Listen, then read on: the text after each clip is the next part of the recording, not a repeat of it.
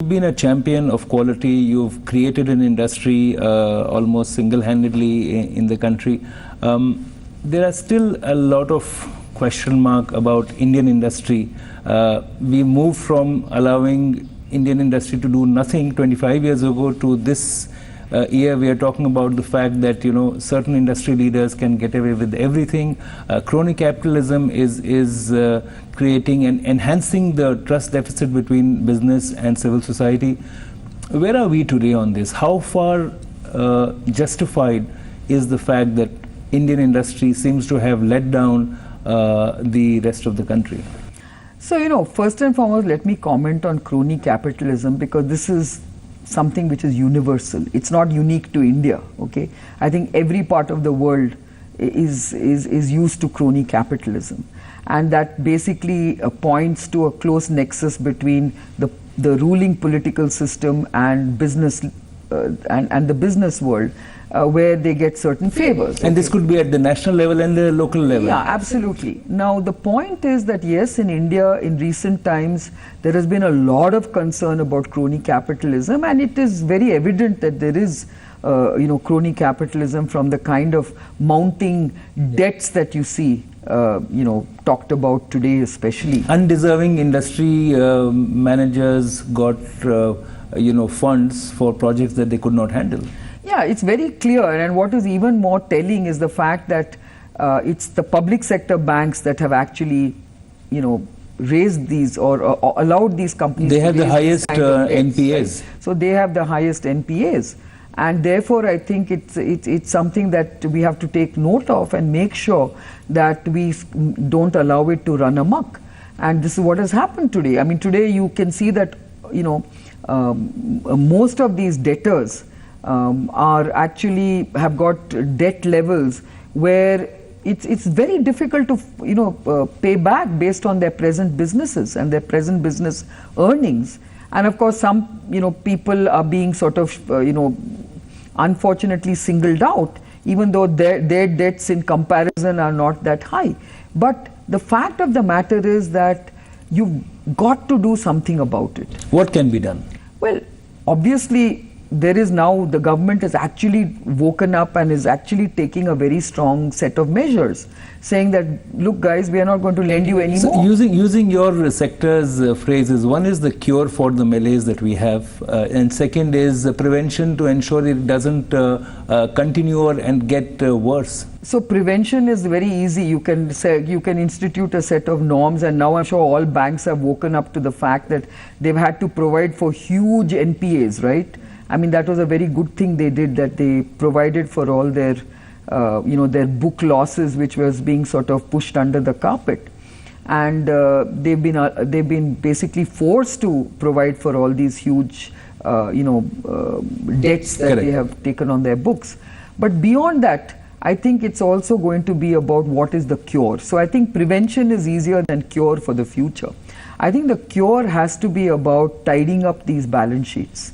I think now the pressure on all these big-time debtors is quite intense. The responsibility of industry leaders today to be more ethical, to be more accountable, to be more transparent, does the Indian industry has not really stepped up to those parameters and measures yet?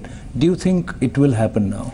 I think if you look at all the various measures being taken by SEBI, by the Companies Act, by various Reserve Bank, the Reserve Bank and many other quarters, is beginning to tighten the noose around business sectors. And I think there is going to be more discipline. I think there is going to be more accountability.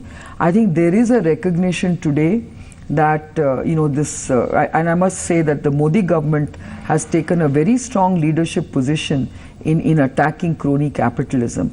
Having said that, we also must ensure that everyone who is in this bracket of having these huge debts, all willful defaulters should be treated in an equal way. I think that's what is important, that you cannot show some selectivity to certain groups of industrialists and then target some other groups of industrialists unfairly. So I think there needs to be some equity in the way you are dealing with this issue.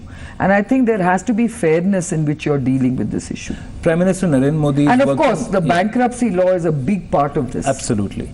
Prime Minister Narendra Modi has been working very hard with chief ministers to improve the image of India globally as a destination for investment, and also for its own citizens that, you know, India is a better place than it looks like. What would be your suggestion to him and the policymakers to keep the pressure up and to look at some constructive ideas on making sure that, you know, the gap between what is promised and what is delivered is minimal?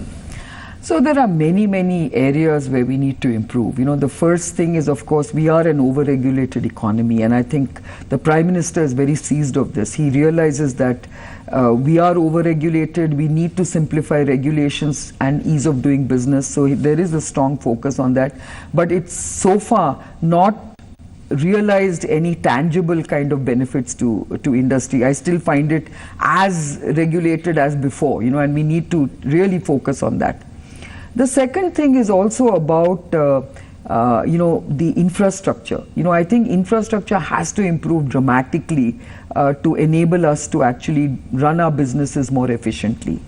You know, the fact that we still have to generate captive power, the fact that you know, our logistics is so inefficient, all points to the fact that we don't have adequate and optimal infrastructure. And the third big thing is this whole PPP model. The PPP model doesn't work in India because the government simply does not live up to its commitment when it comes to PPP models. That is an area we really need to tackle in a big way. You know, when we are trying to build our infrastructure under a PPP model, and when the private sector partner doesn't feel comfortable about the government sticking to its commitment that it signs off on, I think there is something to be said there. And I think the government really needs to give comfort to the private sector that they mean what they say. That is a big trust deficit that exists today in a PPP model. So I think these are some of the areas that you need to focus on. Apart from that, of course, for our own sector, I think, you know, we've long talked about a universal healthcare model, and of course the government is finally acting on that, but I think delivering on that sooner than later is going to be very important to boost this particular sector. And I for one believe that India's pharmaceutical sector is a world-beating sector. It is a sector that has delivered very strongly for us, whether it is about Make in India, whether it is about Innovate in India, whether it is about Skilling India. I think this sector silently has been doing this over the decades, and we have actually become a formidable sector which the world has recognized very well, but India as a country hasn't taken advantage of it. Kiran, thank you very much for being on the show, and I'm sure that a lot of the young and new entrepreneurs will be inspired to follow your focus on quality and values at Biocon. Thank you so much. Thank you.